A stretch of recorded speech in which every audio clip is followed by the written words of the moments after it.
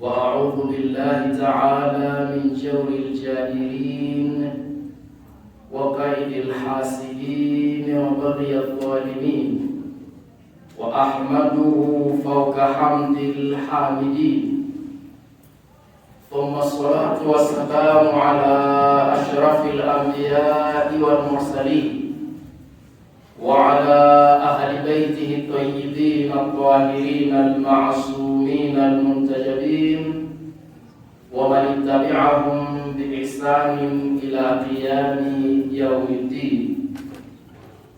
يقول المولى في القرآن الكريم بعد أعوذ بالله من الشيطان اللعين الرجيم: بسم الله الرحمن الرحيم. يا أيها الذين آمنوا كتب عليكم الصيام كما كتب على الذين من قبلكم لعلكم تتقون. وقال المصطفى محمد صلى الله عليه وآله وسلم: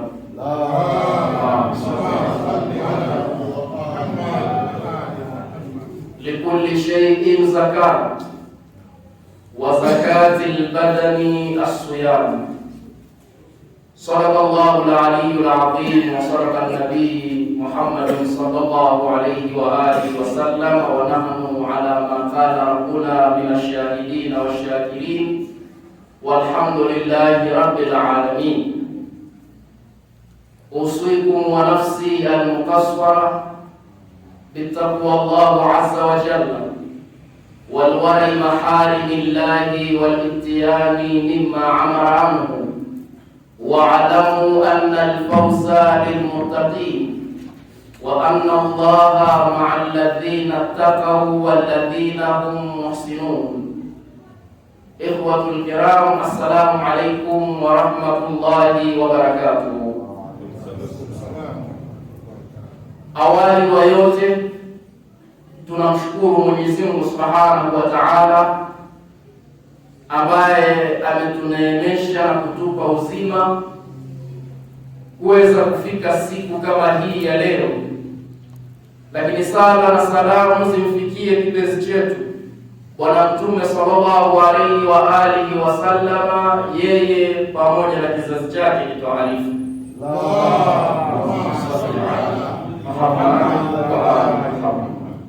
Tukiwa katika Ijumaa nyingine, Ijumaa ambayo ina fadhila nyingi, ina baraka nyingi, ina thawabu nyingi vile vile.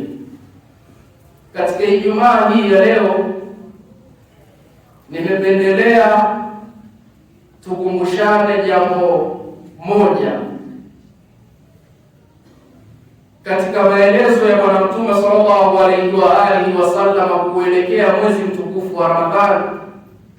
Alikuwa akiwaita masahaba wake, akiwaita waumini, kisha anawakalisha chini na kuwatolea maneno mazuri ya kuonyesha umuhimu wa kukutana na mwezi mtukufu wa Ramadhani na thawabu zake zinazopatikana ndani yake. Bwana Mtume sallallahu alaihi wa alihi wasallam kuelekea katika mwezi huu mtukufu wa Ramadhani, na sisi tunauelekea mwezi mtukufu wa Ramadhani, hatujabakiza pengine masiku 5 au 6. Ilikuwa akiwaita wale masahaba wake, akiwaita waumini, kisha anawatolea khutba ndefu, khutba ambayo imejaa maelekezo, khutba ambayo imejaa angalizo, khutba ambayo imejaa unyenyekevu na kile kinachopatikana katika mwezi mtukufu wa Ramadhani. Wakati huku watu kuelekea mwezi mtukufu wa Ramadhani, wanapoukaribia mwezi huu, basi wao hufanya shangwe na nderemo na kushangilia, na wengine wakienda mbali zaidi kwa kumwasi Mwenyezi Mungu Subhanahu wa Ta'ala eti kwa sababu anakwenda kuingia katika mwezi mtukufu wa Ramadhani. Kwa hivyo yule ambaye alikuwa ni wakula sana mirungi katika kipindi kama hichi cha kuelekea mwezi mtukufu wa Ramadhani atakula zaidi, kwa sababu ndani ya mwezi mtukufu wa Ramadhani anaamini jambo hili sio jema wala halimpendezi Mwenyezi Mungu Subhanahu wa Ta'ala. Wale ambao ni wezi wanaiba, muda huu wanautumia zaidi katika kuiba. Wale ambao ni wazinzi, ni wazinifu, muda huu wanautumia zaidi kufanya mambo haya ya haramu, kwa sababu wanaamini mambo haya kuyafanya ndani ya mwezi mtukufu wa Ramadhani si mambo mazuri wala hayampendezi Mwenyezi Mungu Subhanahu wa Ta'ala. Kwa hivyo wapo wanaojaribu kusema kwamba wanavunja juu, kwa maana ya kwamba sasa wanafanya mambo yao yote yale ambayo ni muharramat kuelekea mwezi mtukufu wa Ramadhani. Watakapoingia kule wawe tayari wameshayamaliza yale mambo yao wanaohisi kwamba ni mazuri kwa wakati huu kufanya. Sasa Bwana Mtume kwake ni tofauti sana. Kwa Bwana Mtume sallallahu alaihi wa alihi wasallam alikuwa akiwakusanya maswahaba wake kisha akiwatolea hutuba ndefu kuwaelezea mwezi mtukufu wa Ramadhani na mazuri yake na kile ambacho hutakiwa kukifanya katika mwezi mtukufu wa Ramadhani. Katika aya ambayo tumeitanguliza, Mwenyezi Mungu Subhanahu wa Ta'ala anasema, ya ayyuhalladhina amanu, enyi mlioamini. Mungu anazungumza na waumini, si anazungumza na Waislamu, la, anazungumza na waumini. Al-khitabu muwajjahu ila al-mu'minin, akiwaambia enyi mlioamini, kutiba alaykumus siyam, mmeandikiwa nyinyi kufunga, mmefaradhishiwa nyinyi kufunga, kama kutiba ala alladhina min qablikum, kama ambavyo watu wa kabla yenu vile vile walifaradhishiwa kufunga, walilazimishwa kufunga. Na lengo la kufunga, la'allakum tattaqun, ili muweze kupata ucha Mungu.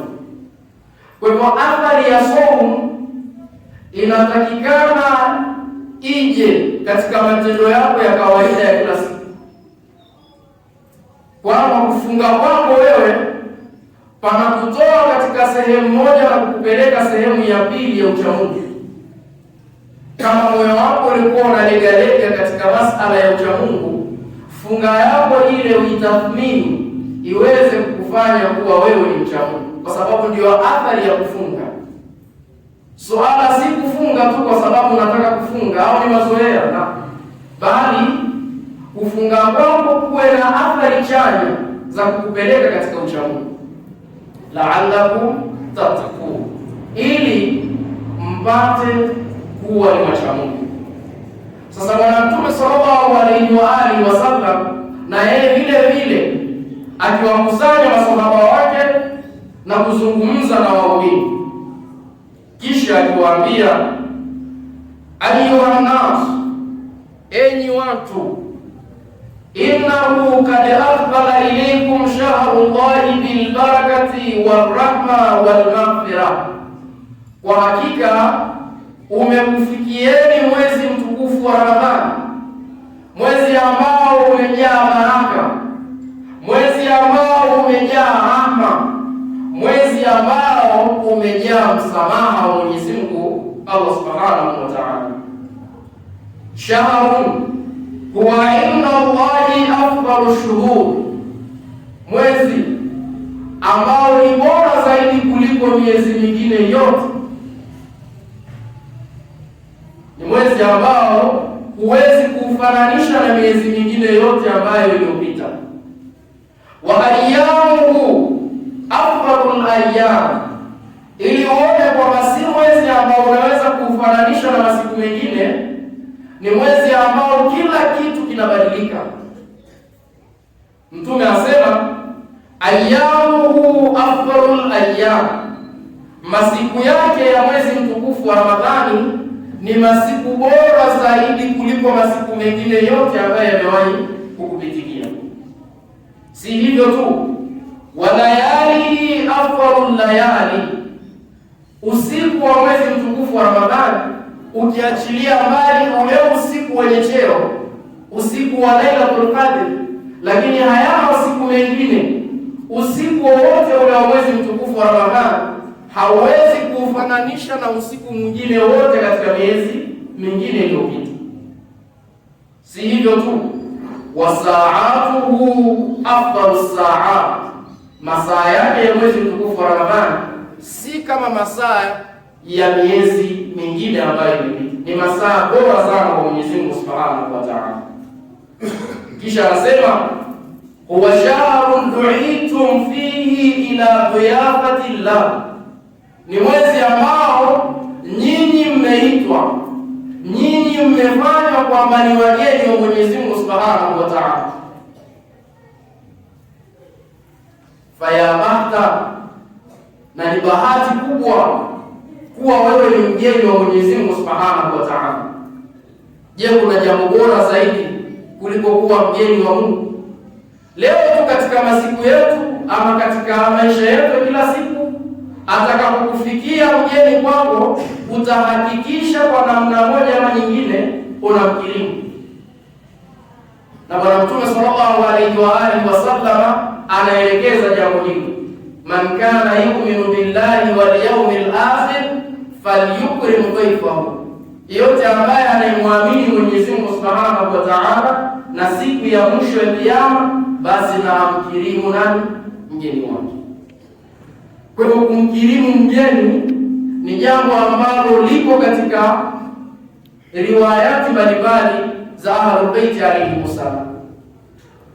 Sasa katika maisha yetu tu ya kila siku, kama unaweza kufanya hima jambo lolote ili tu usije ukaonekana kuna tafsiri yoyote kwa mgeni wako, vipi kwa Mwenyezi Mungu Subhanahu wa Ta'ala ambaye ni mkwasi wa kila kitu, ambaye ni tajiri wala hapungukiwi na chochote atakachokitoa. Sasa Mungu anasema utakapofika katika mwezi mtukufu wa Ramadhani, unakuwa wewe ni rasmi ni mgeni wa Mwenyezi Mungu Subhanahu wa Ta'ala. Sasa anasema waju'iltum fihi min ahli karamatillah, Mungu anawaweka karibu na karama zake, anawaweka karibu na yale matukufu yake na baraka zake na msamaha wake na huruma zake. Kwa sababu nini? Kwa sababu wewe ni mgeni wa Mwenyezi Mungu Subhanahu wa Ta'ala. Kwa hivyo hautaona chochote kile ambacho kitakuwa pengine unahisi. Kila mtu katika mwezi mtukufu wa Ramadhani huwa anafurahia ule mwezi, namna ambavyo ni mwezi wa tofauti. Panakuwa na utulivu katika nyoyo zetu, panakuwa na mapenzi baina yetu, panakuwa na huruma baina yetu. Kwa hiyo ni mwezi wa tofauti. Kisha anasema Bwana Mtume sallallahu alaihi wa alihi wasallam, anfasakum fihi tasbihun, kupumua kwenu, pumzi zetu tunazozitoa katika mwezi mtukufu wa Ramadhani ni tasbih. Ni sawasawa nasema subhanallah walhamdulillah wa la ilaha illa Allah wallahu akbar.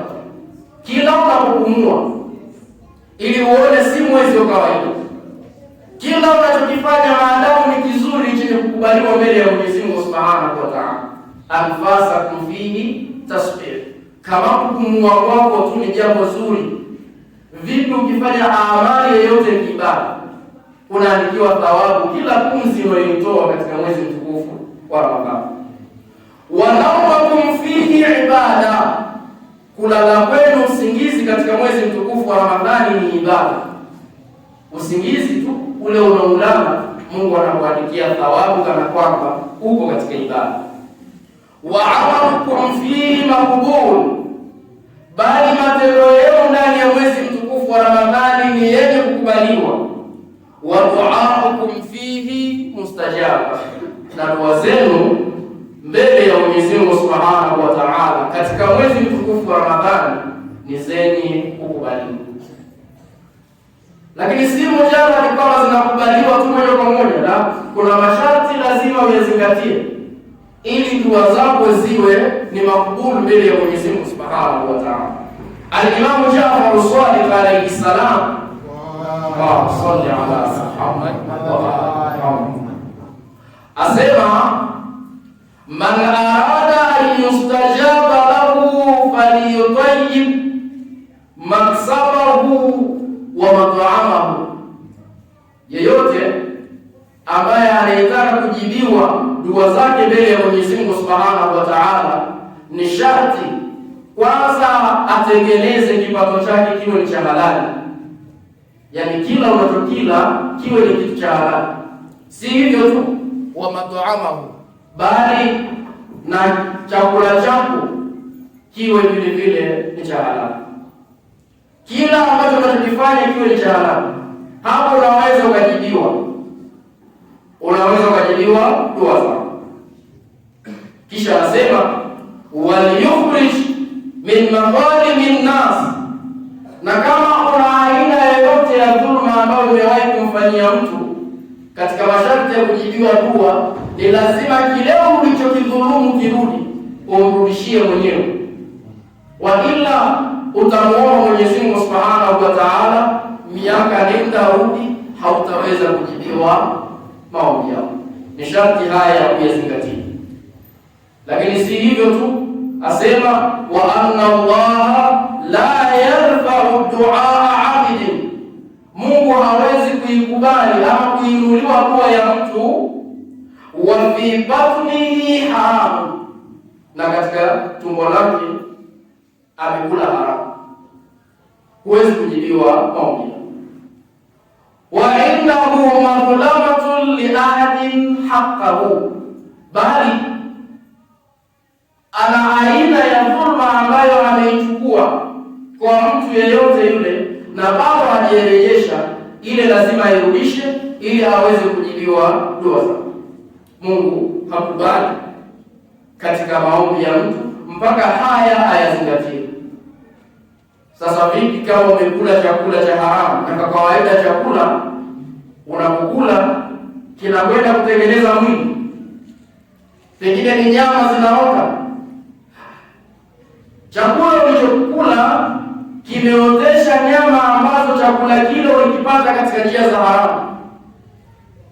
Unaweza ukajibiwa maombi yako kwa miaka yote utakayokuwepo? La, mpaka uhakikishe kwamba umeyaondoa, umetoa zile dhulma za watu ulizozichukua na kuzirejesha kwa wenyewe. Bwana Mtume sallallahu alaihi wa alihi wasallam anasema, wa du'aakum fihi mustajab, dua zenu ni zenye kukubaliwa, lakini kwa masharti haya ambayo tuliyoyataja. Fas'alullaha rabbakum biniyati sadiqa, muombeni Mwenyezi Mungu Subhanahu wa Ta'ala kwa nia zenu za kweli. Tulisema kwamba saumu lazima inategemea na nia yako, si kwa kwamba tu unajizuia wewe kula na kunywa, lakini kumbe hawakutia nia ya aina yoyote, bali nia ile ni lazima iwe ni nia ya kujikurubisha kwa Mwenyezi Mungu Subhanahu wa Ta'ala. Ndio kirejelea katika fiqh wanasema as-sawm lughatan, kilugha ni al-imsak, kujizuia. Saumu kilugha ni kujizuia, haijalishi umejizuia na nini, lakini umejizuia. Rejelea hata kwa Bibi Maryam alayha salam, kipindi ambapo amempata mwanaye amenda Nabii Isa alayhi salam. Watu walipokuwa wakimuuliza aliwaambiaje? Inni nadhartu lirrahmani sawma, mimi nimenuia kwa Mwenyezi Mungu Subhanahu wa Ta'ala kufunga, falan ukallima an-nasa al-yawma insiya, kwamba leo sitaweza kumzungumzisha yeyote. Kisha akawaashiria wazungumza na nani? Na yule mtoto. Kwa hivyo saumu ni kujizuia, hiyo ni kilugha. Ila kisheria ni pale kujizuia, ama unapojizuia na kula na kunywa kuanzia adhana ya alfajiri mpaka adhana ya magharibi, na vyote vinavunja nini? Saumu. Hii ndio saumu.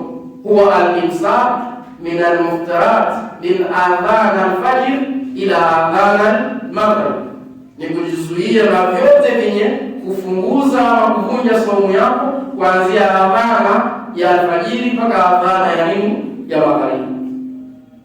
Sasa Bwana Mtume sallallahu alaihi wa alihi wasallam anasema, fas'alullaha rabbakum biniyati sadiqa, muombeni Mola wenu mlezi kwa nia zenu ambazo ni za kweli, wa qulubun tahira, na nyoyo ambazo ni safi, ayuwafikakum lisiyamihi, ili aweze kuwapa taufiki ya kufunga. Si kila ambaye anaingia katika mwezi wa Ramadhani anapata taufiki ya kufunga. Wapo ambao hawafungi kutokana na matatizo ya kiafya, wapo ambao hawafungi kwa sababu tu amependa mwenyewe kutokufunga. Kwa hivyo si kila mtu anapata taufiki, isipokuwa ni wachache. Ayuwafikakum lisiyamihi wa tilawati kitabihi, na awape taufiki vile vile ya kusoma kitabu cha Mwenyezi Mungu Subhanahu wa Ta'ala, kwa maana ya Qur'ani tukufu. Fa inna ash-shaqiyyu man hurima ghufrana Allah fi hadha ash-shahr al-'azim, kwa hakika muovu wa mwisho ni yule ambaye atakayeharamishiwa kusamehewa madhambi yake ndani ya mwezi huu mtukufu wa nini? Wa Ramadhani. Sababu kila mtu Mwenyezi Mungu Subhanahu wa Ta'ala akaifungua milango yake ya msamaha. Vipi fursa hii kufikie kisha usiweze kusamehewa madhambi yako? Maana yake wewe utakuwa ni muovu, tena muovu wa mwisho. Wadhkuru biju'akum wa 'afshakum fihi, juu yawm al-qiyamati wa 'afshihi, ya kwamba zikumbukeni njaa zenu huku duniani mnapofunga, kiu zenu huku duniani, siku ya Kiyama ambapo kutakuwa kuna kiu kali zaidi, kutakuwa kuna njaa kali zaidi. Watasaddaqu ala fuqaraikum, bali toeni sadaka kwa wale mafakiri wenu, wa masakinakum, na wale maskini wenu, wa waqaru kibarakum, bali waheshimuni wakubwa wenu, warhamu sirrakum, bali wahurumieni wadogo zenu. Yule ambaye amepata heshima ya kuheshimiwa na wadogo, na yeye vile atambue kwamba ana jukumu la kuwahurumia hao wadogo. Yaani isiwe kwa sababu umepata heshima kubwa ikawa sasa unatumia nafasi ile kuwakandamiza wengine, unatumia nafasi hiyo kuwadhoofisha watu wengine kwa sababu unaheshimiwa. Mtume akaweka usawa. Utakapokuwa wewe unaheshimiwa, hakikisha vile vile na wewe unafanya nini? Unawahurumia wale wadogo zetu. Bwana Mtume sallallahu alayhi wa alihi wasallam anasema, laisa minna, si katika sisi, man lam yu'athiru kabirana wa lam yarham saghirana, si katika sisi ambaye hawaheshimu wakubwa wetu, bali yule ambaye hawahurumii wadogo wetu. Wahfadhu alsinatukum, Bwana Mtume sallallahu alayhi wa alihi wasallam anasema, ifadhini ndimi zenu. Salli ala Muhammad wa ali Muhammad. Salli ala Muhammad wa ali Muhammad. Allahumma salli ala Muhammad wa ali Muhammad. Mtume anaendelea akisema ya kwamba wahfadhu alsinatukum, ifadhini ndimi zenu. Katika mambo ambayo yanaweza kupunguza saumu ya mtu na thawabu na uzito wa zile thawabu ni kutegemea ulimi wake namna gani unapozungumza. Ule kusengenya unapunguza thawabu na uzito wa nini? Wa funga. Kwa hivyo anasema wahfadhu alsinatikum, hifadhini ndimi zenu, waghaddu amma la yahilu an-nadhri ilayhi absarukum, bali fungeni macho yenu katika yale ambayo si halali kwenu nyinyi kuyatizama. Saumu si kufunga tu, kula na kunywa na vile ambavyo tulivyovitaja vyenye kufunguza, la, bali macho yako, mdomo wako, masikio yako, hata miguu yako vile vile unapaswa kuifunga. Yaani uviendei vile ambavyo Mungu ameviharamisha, huvitizami vile ambavyo Mungu haridhii wewe kuvitizama, wala hausikilizi vile ambavyo Mungu amekuharamishia wewe kuvisikiliza. Wahfadhu alsinatakum waghaddu amma la yahillu an-nadhari ilayhi absarukum wa amma la yahillu istimai ilayhi asma'akum, na yale ambayo si halali kwenu kuyasikiliza. Watahannanu ala aitami nnas, yutahannanu ala aitami, waoneeni huruma mayatima wa watu, ili na nyinyi pia vile vile waje waonewe huruma mayatima wenu. Vile ambavyo unapofanya jambo lako, vile ambavyo unapomfanyia mwingine, ndivyo ambavyo wewe mwenyewe utakapokuja kufanyia. Watubu ila Allahi min dhunubikum, na tubieni kwa Mwenyezi Mungu Subhanahu wa Ta'ala kutokana na madhambi yenu. Warfa'u ilayhi aydikum bid-du'a, na inueni mikono yenu kwa kumuomba Mwenyezi Mungu Subhanahu wa Ta'ala kwa kupitia dua. Fi awqati salawatikum, katika ule wakati ambao nyinyi mnafanya ibada, mnaswali. Fa innaha afdalu sa'at, kwa sababu ndiyo masaa bora zaidi mbele ya Mwenyezi Mungu Subhanahu wa Ta'ala. Yanzuru Allah fiha ila ibadati, yanzuru Allah fiha ila ibadihi, Mungu anawatizama watu wake wakati ule wa swala, akiwatizama kwa jicho la huruma. Kisha anasema yujibuhum idha najuhu, Mungu anawasikiliza, anawajibia kipindi ambapo wao wanamnong'oneza Mwenyezi Mungu Subhanahu wa Ta'ala.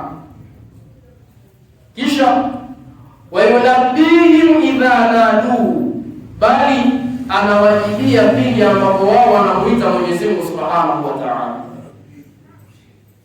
Lakini anasema wayutihim idha saaluhu, na anatoa, anawapa kipindi ambapo wao wanamuomba Mwenyezi Mungu Subhanahu wa Ta'ala. Wayastajibu lahum idha da'u, bali anawajibia kipindi ambapo wao wanamuomba Mwenyezi Mungu Subhanahu wa Ta'ala. Khutba hii ni ndefu, lakini sitaki sana kurefusha muda kwa sababu tumechelewa kuanza. Nataka kumalizia kwa maneno haya ya Bwana Mtume sallallahu alayhi wa alihi wasallam akisema,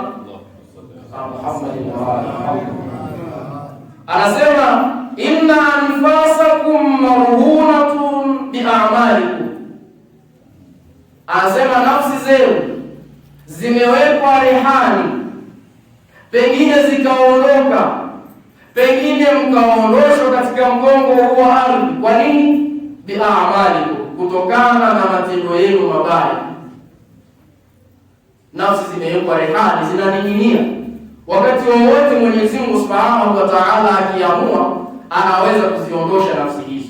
Sasa asema kwamba fafakuha bistighfarikum, ziokoeni nafsi zenu kutokana na kufanya istighfari kwa Mungu, hasa katika mwezi mtukufu wa Ramadhani. Wa dhuhurikum thaqilatun min awzarikum, migongo yenu imebeba mizigo mikubwa ambayo haiwezi kuhimili kubeba hiyo mizigo mlioibeba. Mmebeba madhambi makubwa. Sasa madhambi hayo yamewekwa rehani nafsi zenu. Kisha asema baada ya kuwa nafsi zenu zimewekwa rehani, migongo yenu imebeba mizigo mikubwa ambayo haiwezi, anasema fakhaffafu anha bituli sujudikum, anasema sasa ipunguzeni hiyo mizigo mlioibeba. Sasa iondosheni hiyo mizigo ambayo umeibeba katika migongo yenu kwa kufanya sujudi kwa wingi ama kwa urefu zaidi, hasa katika kipindi ambacho mtakuwa mnaswali. Wa'lamu anna Allaha aqsama bi'izzatihi, na kwamba Mwenyezi Mungu Subhanahu wa Ta'ala ameapa kwa nafsi yake tukufu ya kwamba alla yu'adhiba al-musallin, hataweza kuwaadhibu wenye kuswali, wasajidin, na wale ambao ni wengi wa kufanya nini, wa kusujudu, wa alla yaruhum binnar, ya kwamba hatawaingiza katika moto, yauma yaqumu nnasu lirabbil alamin, siku ambayo watu watasimama mbele ya Mola wao mlezi. Bismillahir Rahmanir Rahim. Wal asr innal insana fi khusr illa alladhina amanu wa amilus salihat wa tawasaw bil haqq wa tawasaw bis sabr. Allahumma salli ala Muhammad wa ali Muhammad. Allahumma salli ala Muhammad wa ali Muhammad. Allahumma salli ala Muhammad wa ali Muhammad. Ikhwani, usikum thaniya bi taqwa Allah azza wa jalla wal wari mahari